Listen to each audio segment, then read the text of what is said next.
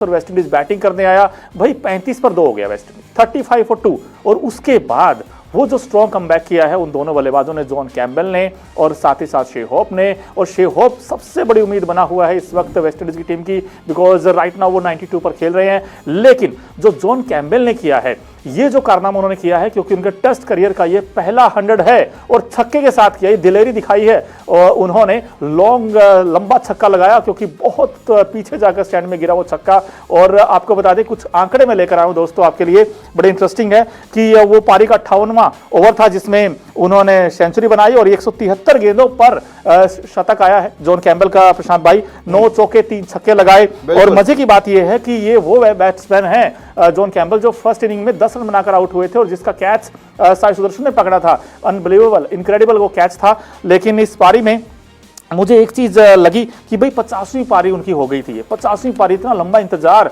6 साल का और 25 टेस्ट और 50 पारी, यानी कि 6 साल 25 टेस्ट और 50 पारी के बाद ये सेंचुरी हमें देखने को मिली है। और एक चीज और बड़ी इंटरेस्टिंग है जिसकी मैं बात कर रहा था कि 19 साल बाद यहां पर यह अनोखा नजारा देखने को मिला है। जॉन कैम्बेल मार्च 2023 के बाद टेस्ट शतक बनाने वाले वेस्टइंडीज के पहले ओपनर हैं।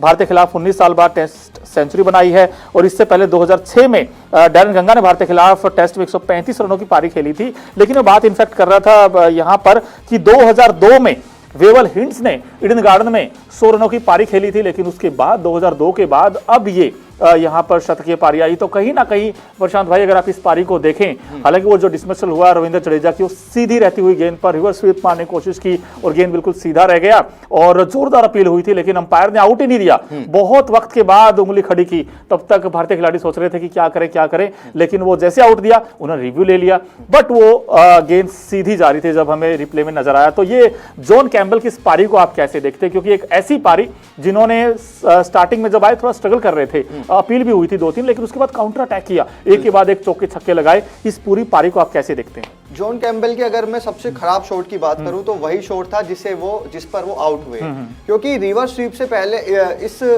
बॉल पर वो रिवर्स स्वीप करना चाहते थे। और हमें पता है कि रविंद्र जडेजा जो है वो सिर्फ तेज बॉलिंग करते हैं और उनकी बॉल अधिकतर जो है सीधी रहती है। तो लोग जो है स्पिन के लिए उन्हें खेलते हैं, तो उससे बैट्समैन जो है बीट हो जाते हैं और आउट हो जाते हैं।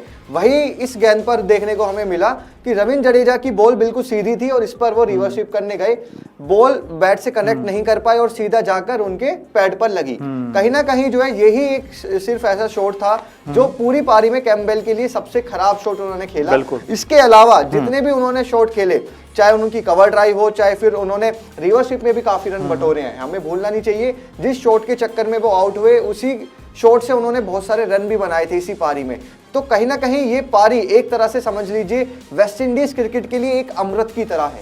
वो इसलिए क्योंकि वेस्टइंडीज क्रिकेट टेस्ट क्रिकेट से के अलावा T20 और वनडे में भी बहुत ज्यादा डाउनफॉल देख रहा है वेस्टइंडीज क्रिकेट। ऐसे में एक ऐसा खिलाड़ी कैम्बेल आता है और आकर भारत के खिलाफ, जो भारत ऐसा देश जो टेस्ट क्रिकेट का एक सबसे स्ट्रॉन्ग कंटेंडर माना जाता है, स्ट्रॉन्ग टीम मानी जाती है टेस्ट की, उसके खिलाफ तुम आकर अगर शतक बनाते हो तो कहीं ना कहीं आपका कॉन्फिडेंस बिल्डअप होता है। और आपने जैसे बताया कि 50 पारियों के बाद उनका ये शतक आया है, तो कहीं ना कहीं ये शतक ऐसी टीम के खिलाफ आया है जो उनका कॉन्फिडेंस जरूर बिल्डअप करेगा।